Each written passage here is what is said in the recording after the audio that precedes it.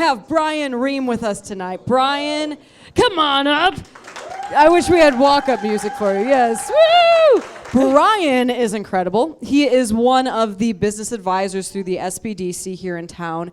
He has worked for Homeland Security. He has started multiple businesses. He is running multiple businesses. I swear, I'm like, if there's anything that needs to be done, Bryan either has done it or has been a part of it or knows the person who does it. So you are such a tremendous resource to the community. Thank you for joining us today. Before we get started with everything, what is just give us a brief overview of, say, the businesses that you've worked for, some of your kind of credentials that I didn't already, briefly mention. You go ahead, go on those. Well, I'm a business consultant. I've been doing that for about 25 years. Don't let my smooth face fool you. I'm actually older than I look. There you go. I've been doing that in the public space and the private space. So I cut my teeth with Anderson Consulting, which is a very, very big global firm. And then I started to specialize in small businesses. So I'm also an advisor with the SBDC, which is a great resource for you entrepreneurs. They offer no-cost advising for small businesses. And I do that as kind of my fun thing. I really enjoy that because I get to meet a lot of different people. But I've started several businesses. I've seen several businesses burn to the ground. And then my passion is really helping grow and scale businesses. So I love workforce. That seems to be my niche. So talent acquisition, development, and retention.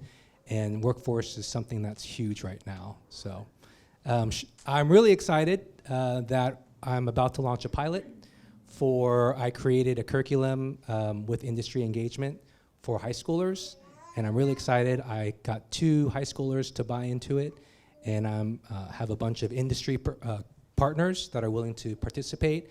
And so it's kind of a hybrid where I'm going to be on campus. We're going to teach them core skills, and then the industry will come and present kind of real-world situations to apply those skills. We're going to have design competitions. We're going to have workshops. It's going to be a whole lot of fun because industry has always told me we have a workforce problem. So I heard that 3 years ago, and I said, I think I can help with that. And 3 years later, it's taken this long.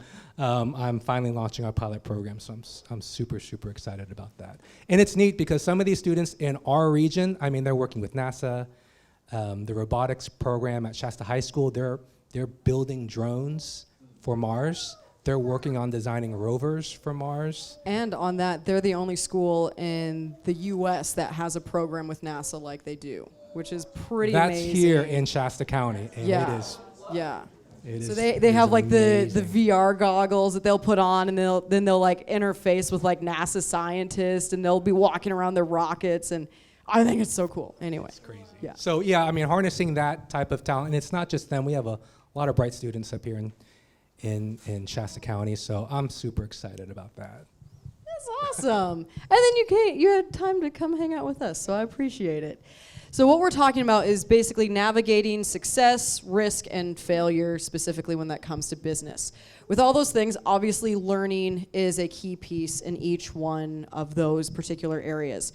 When we've talked, you've just said that you enjoy the learning process and kind of what goes into that with different learning styles and how you've seen yourself develop and grow throughout that.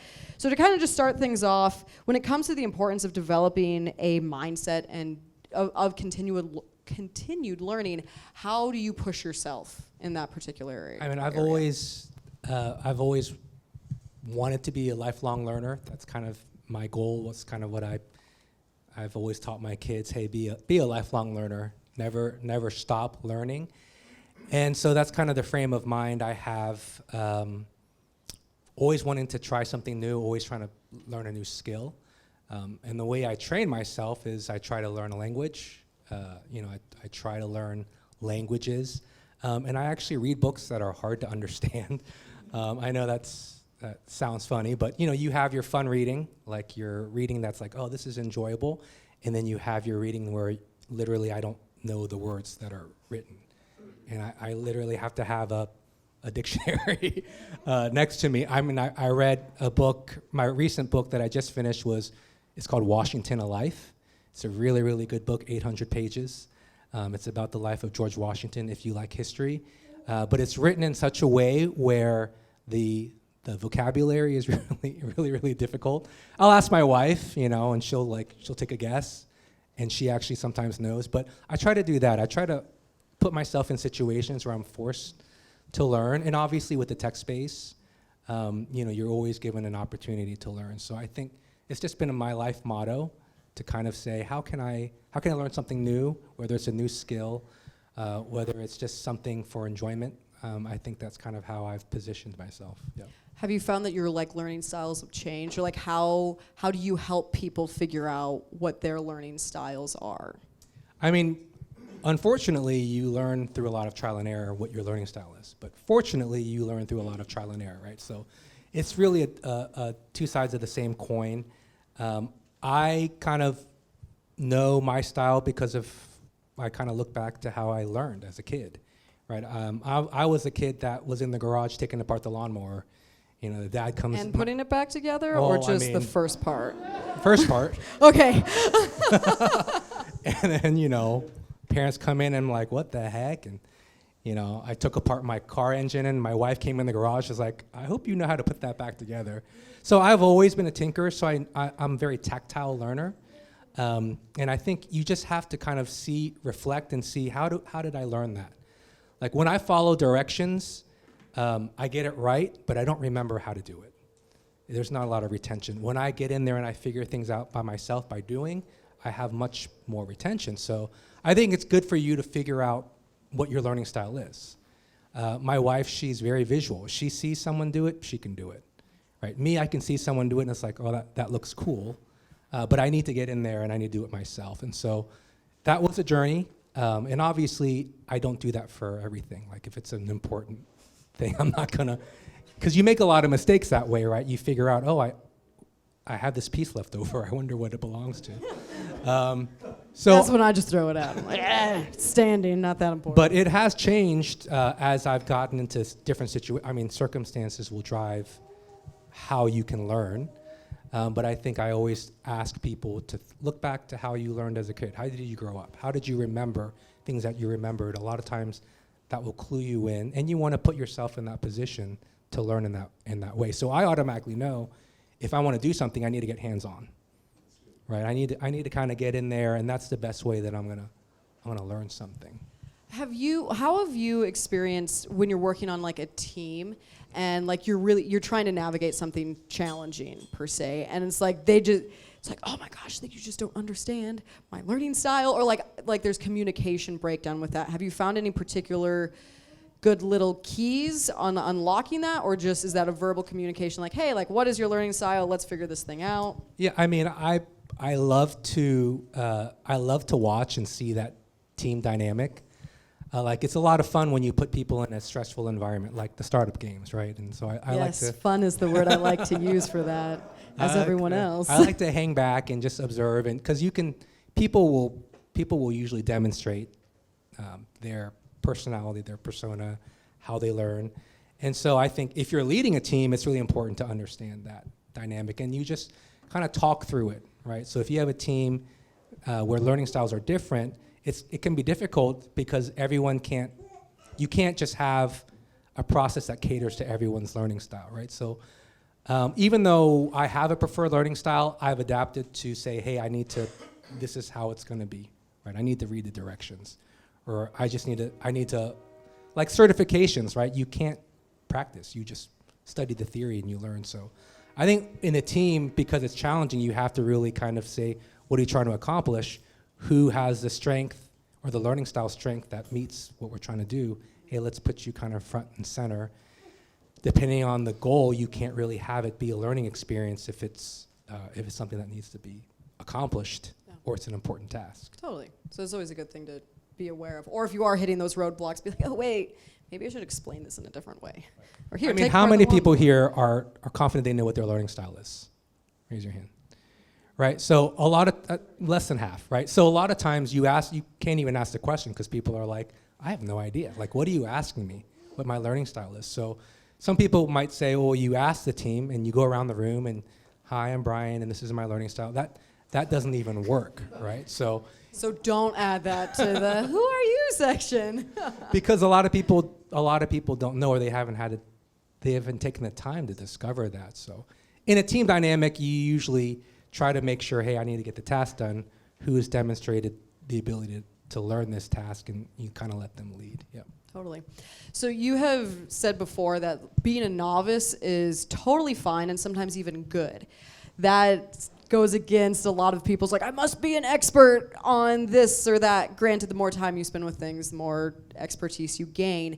But how would you speak specifically to the question of like, why is it good to be a novice? I mean, I think being an expert is awesome, right? I think personally, I would rather be a generalist than an expert. Just that's my personality. I like variety. I like to learn new things, and I can't possibly fathom being an expert. I think as you become an expert, and I'm sure if there are experts in the field, you agree, the closer you get to becoming an expert, the harder it is. So your return on your investment as you scale that expert mountain gets less and less. It's kind of like, how much more can you eke out of this field of study? And so I love people that are experts because we need them in our society. Yeah. Like we need people to be like, I'm an expert. Okay, I'll listen to you. But you have to realize the more you want to become an expert, the more you're going to put out for less expertise. And so I'm not against expertise, but I only think you should be an expert. For me, at least, this is Bryan talking. I've decided I only want to be an expert to the point where I can leverage that to be successful, right? So I don't need to know everything about something. I just want to know enough so that I can be successful, because you don't know what you don't know, and you'll spend a lifetime figuring out what you don't know. So that's why I like to be a novice. That's kind of my motto is don't be afraid to be a novice. Just because that's kind of the wonder of learning that I think is so important, to be able to see yourself as a beginner all over again is really hard. It's kind of takes a little bit of pride swallowing to walk into a room and, I was like, I have all this pedigree and this experience behind me, but you know what, I'm just going to leave that to the side, and I'm going to come in and say, I don't know. I don't know what you're talking about. I need help. And I think having that attitude has allowed me to become what we call a generalist, which is very, very wide and only as deep as I need to be successful in what I do. And that's how I've kind of optimized my life. Is I don't want to put any more effort in this because I'm going to put all this effort for itty-bitty return. I'd rather focus that in developing a new skill set that's going to kind of broaden my capability. Nice. So one of the things that you've said that I just love is that failure can actually be a science, not just a train wreck. Bringing in the surroundings. Anyway, not that a train wreck is happening. This is a normal train sound. Anyways, with that being said, could you elaborate on what that looks like to kind of systematize or systematically look at what we would deem a failure, or like in the business sense? Like, what does that look like? I grew up where failure was the F word, right? Like, you just don't fail. I'm Asian, what can I say? My mom, you heard that joke, A is average for an Asian. So failure was never, it was bred into me that failure was not an option. So I kind of grew up with that stigma. But now that I've been in business for so long, failure is not a bad word. And so I think learning to, one, be okay with failure. You don't fail. You don't take a risk without being okay with failure. And you can't win unless you take a risk. So when I say failure, you can kind of systematize it. People think sometimes in absolutes, like you win or you lose. I like to try to decompose and deconstruct tasks to minimize the impact of failure. And that's how you systematize failure. That's how you kind of scientifically wrap boundaries around failure. And when you do that, you can kind of minimize the impact of that risk and that failure. So, when I think about, I'm going to do this new big thing, and it's a big risk, but the reward is great, and the risk of failure is great. I always try to see, okay, how can I isolate certain things so that if this fails, it doesn't necessarily impact that. That takes a lot of work, right? Because it's like, yeah, let's just go do it. I'm more risk management. I have a more risk management perspective, so I always think of things of like, how can I isolate this and how can I isolate that? And so that kind of gives me the confidence to take big risk, or what you might think is a big risk, but I'm like behind the scenes, like, oh no. I've kind of isolated these tasks so that if something were to fall, this whole thing is not gonna fall. And, I've kind of failed enough, like, just some things are out of my control, like 9/11 or something like that, or COVID, but some things have been my fault, right? It's like, oops, I hired the wrong person, or whoops, I misspent that money, or I guessed wrong. And so I think the more you fail, the more comfortable you get with it. It doesn't become this, oh my gosh, I'm gonna fail. And then you lose, you get the call from your mom. It's like, oh, what happened? And, you get over that real quick too.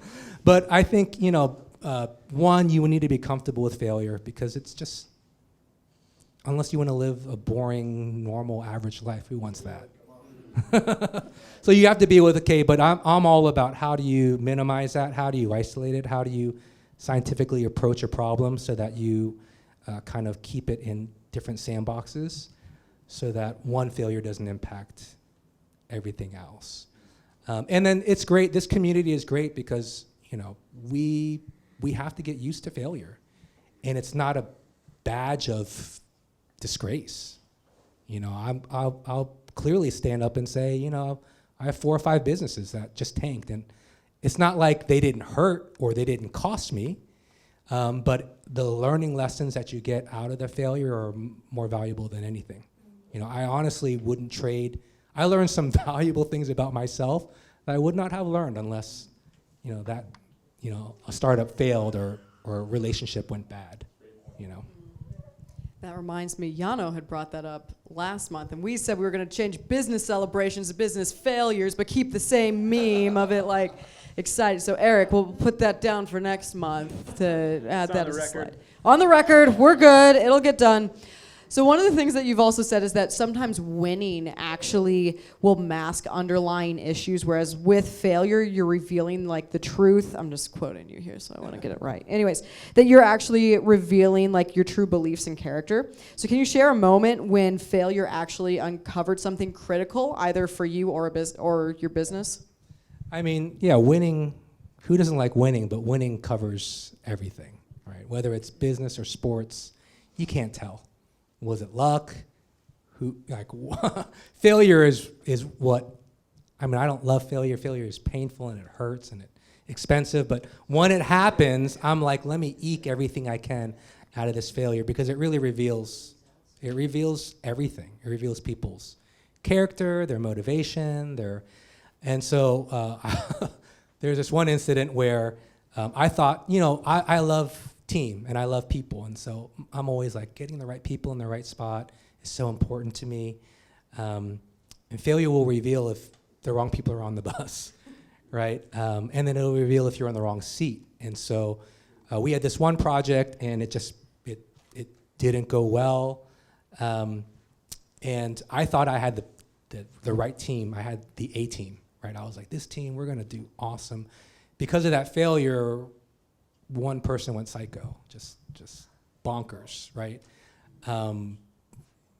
Completely, I don't know if she was bipolar or what, but she just started going really, really crazy, making threats to me personally, because, it's just kind of like, it was my fault, right? And so the other people kind of were like, what happened? And I knew like failure is going to kind of reveal what happened. And every one of them had invested a considerable amount of money in this, so I understand. But I was grateful for that because if we had taken off and been very successful, this person would have been a part of the team, locked in, equity stake and everything. And so what the failure did early was reveal like, okay, you need to be off this bus. Right? Bus stop. Well, I mean, we all got off the bus. The bus, the wheels came off the bus and we all exited the bus. You found a new one. The bus was burning. But I'm grateful because if the roles had been reversed and this thing took off, here we are with a partner that is obviously just wouldn't have worked out. And I see that all the time in companies. So the companies I help consult, I see it all the time where something happens and what does it do? It percolates people's insides.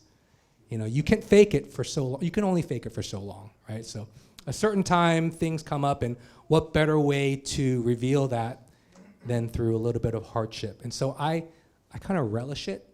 I don't like it. It's hard and it's terrible. But at the same time, it's like if it's going to happen, let me learn from this as much as possible.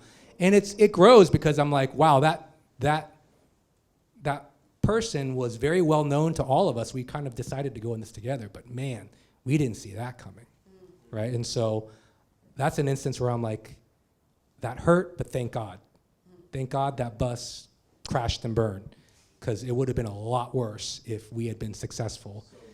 You know, when you start putting zeros behind that revenue, people get really crazy. That's when you really come out of the woodwork there. Oh, absolutely.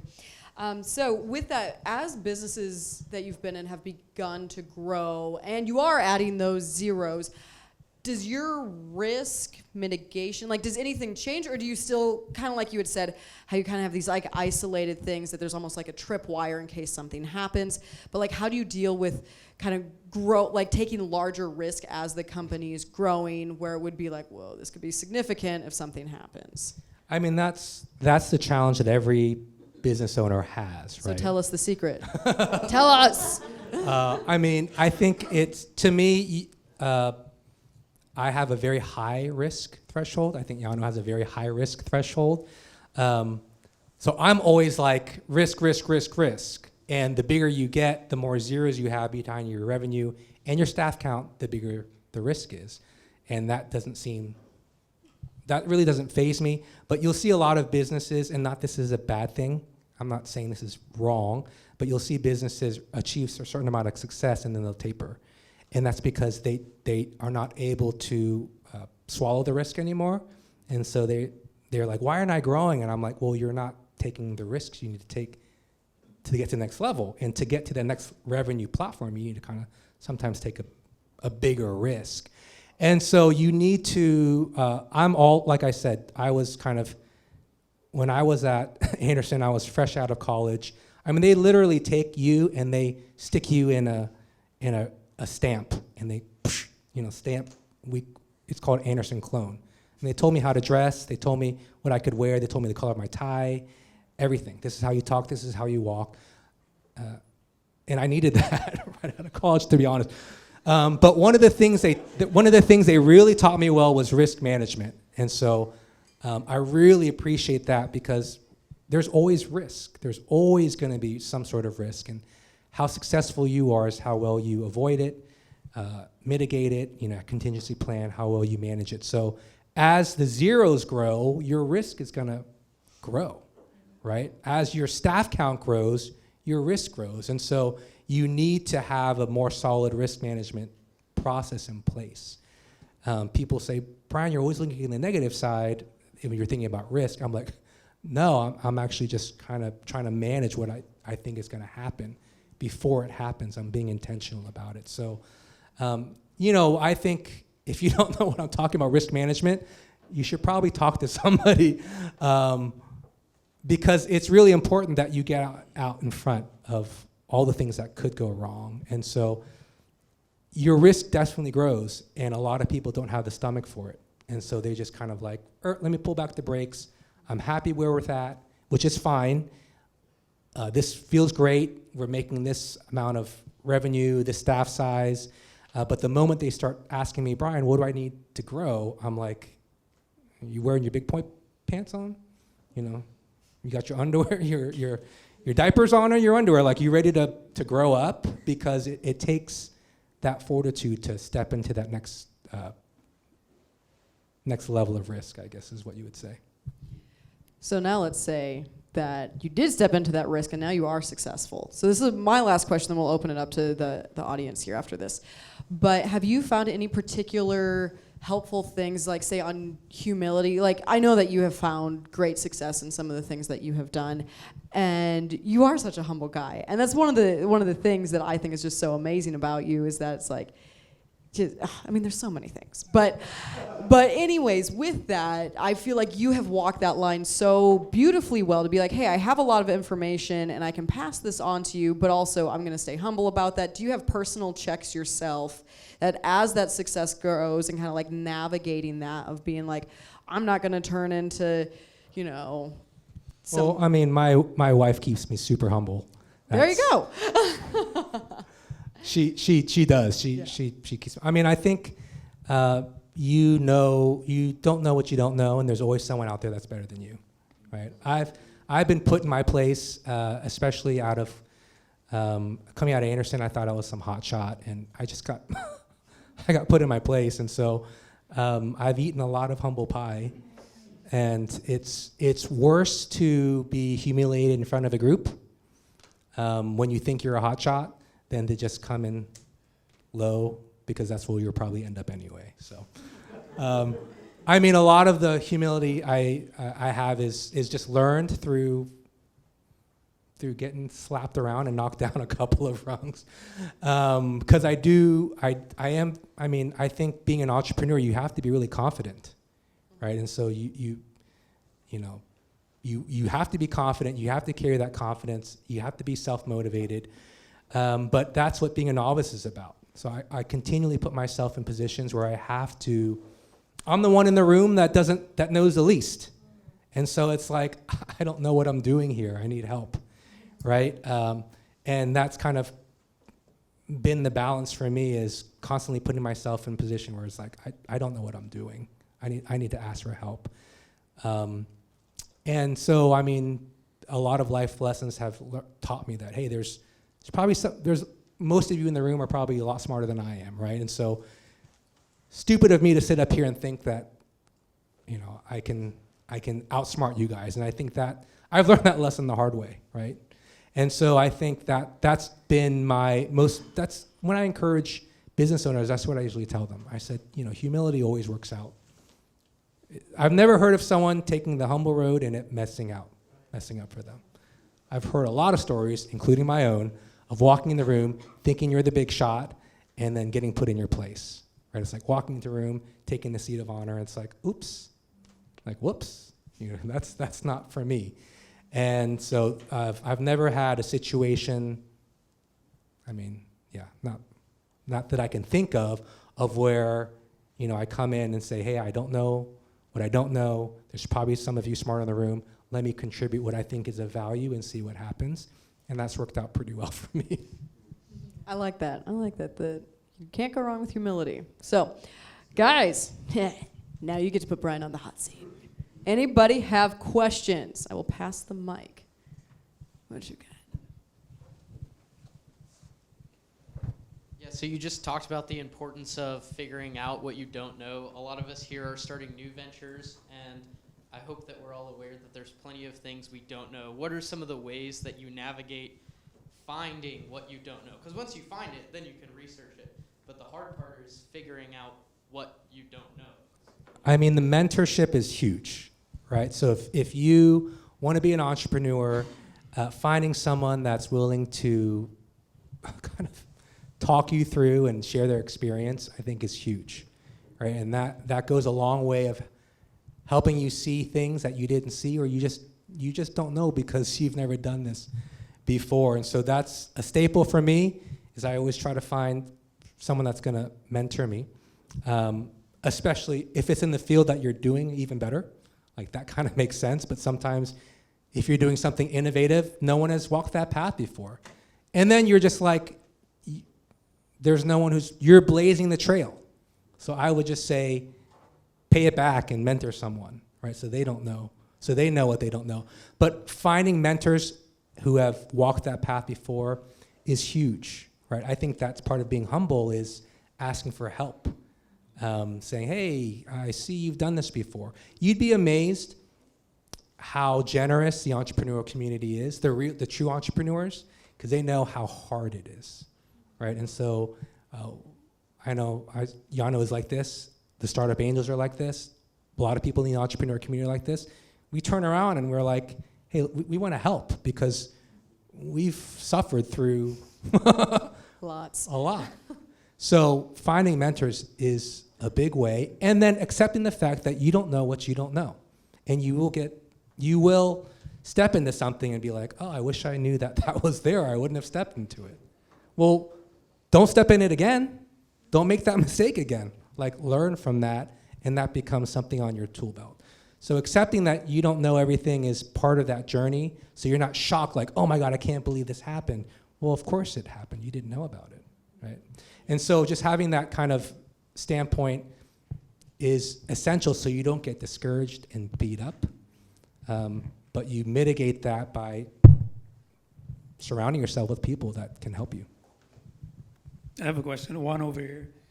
My question is going to be, speaking of mentors, how do we make sure that we're giving back to our mentors? And like, when you mentor somebody, what do you expect in return from them? Like, absolute 100% obedience on questions. Pure loyalty. It's really hard when,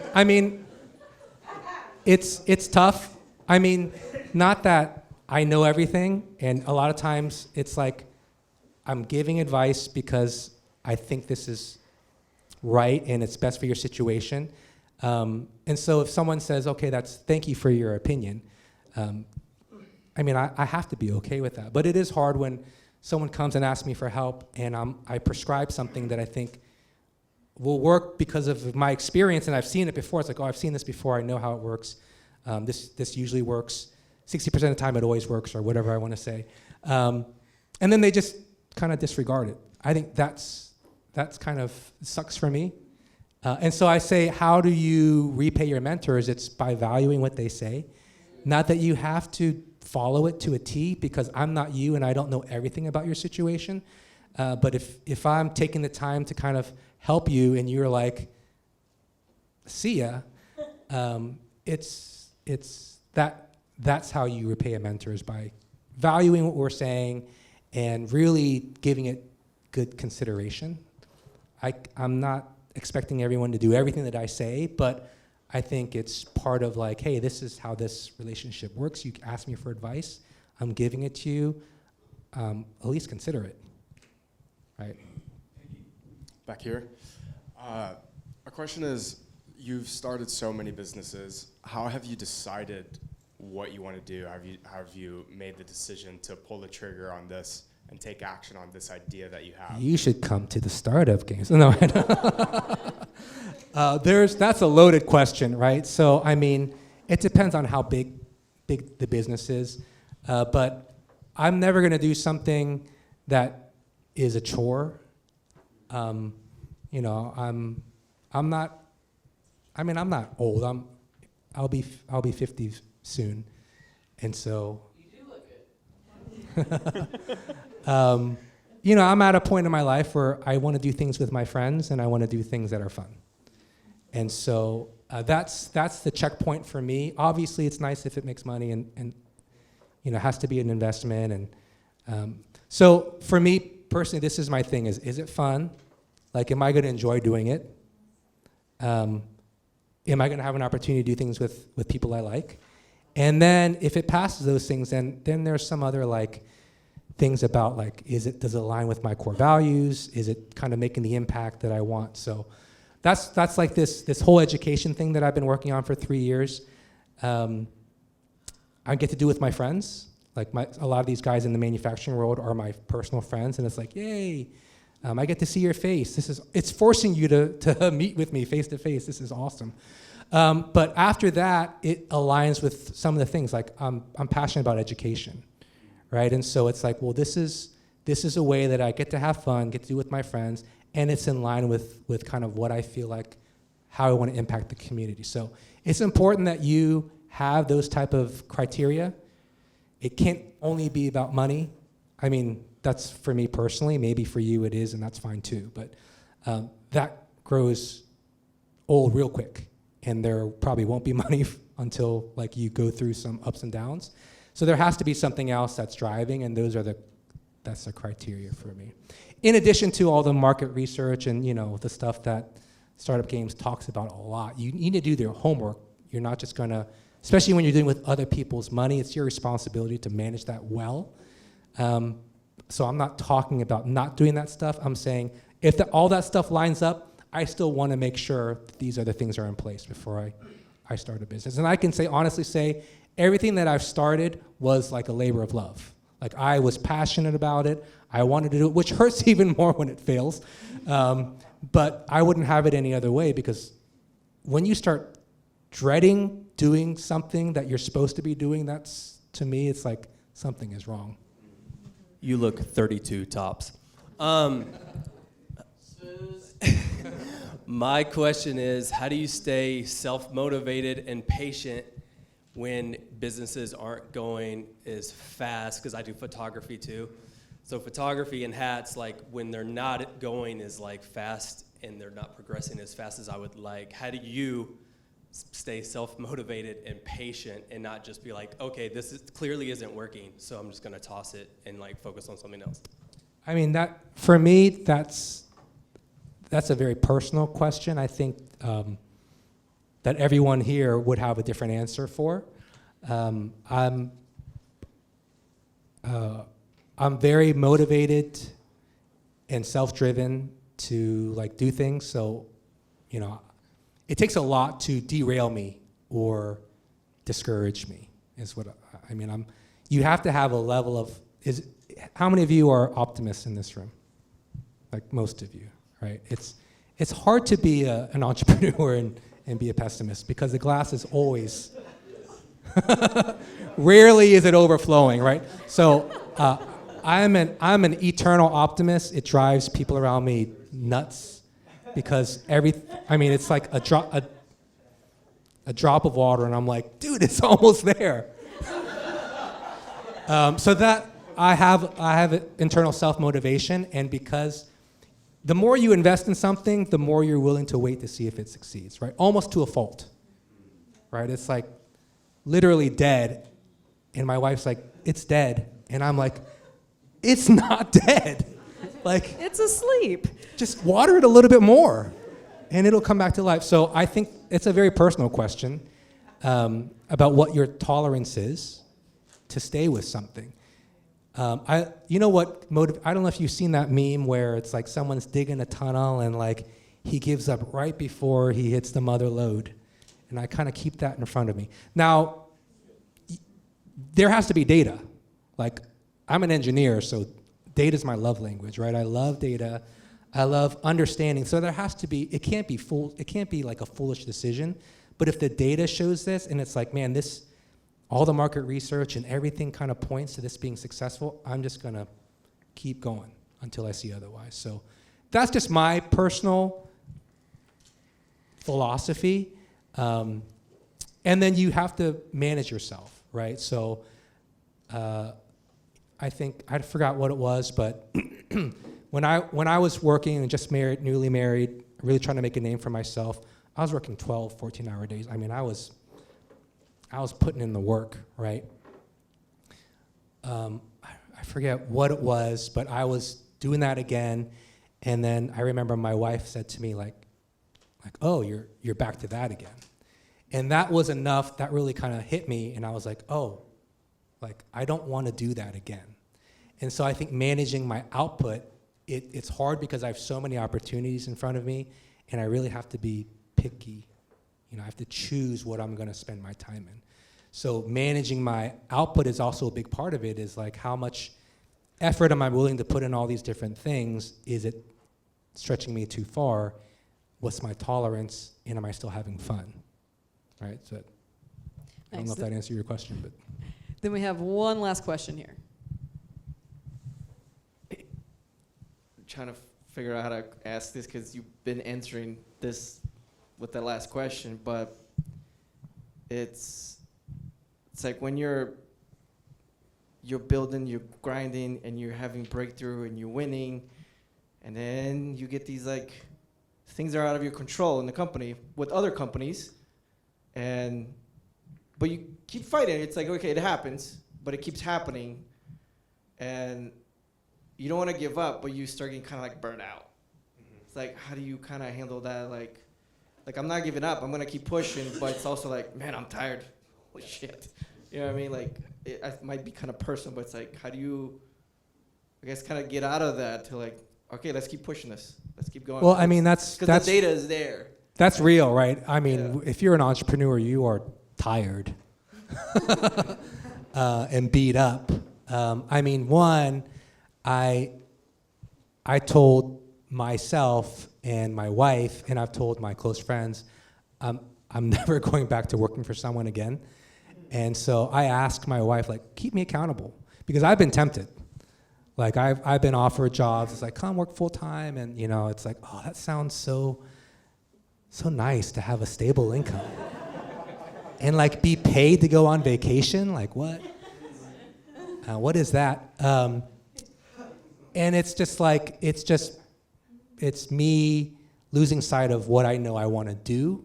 And so I think you need to surround yourself with people that'll keep you accountable to keep on. It's my wife, because she's like, you want someone to tell you what to do? And I'm like, hell no. And she's like, well, why are you entertaining this job? You want to have to be there at this time all the time? I'm like, that is death. That is death. And so in the moments of weakness, I'm like, oh, that sounds nice. Like, are you gonna have a snack room with snacks? That they pay for? Huh. So I'll be honest, I've been close to like, you know what, I'm just gonna apply to this job, and you know, but that's not me, that's my weakness. That's a little devil on my shoulder saying, this is. So I think you just have to you have to stay true, and when you don't have the strength to walk the entrepreneur road, you need to make sure you have friends that are keeping you accountable. That is really, really big.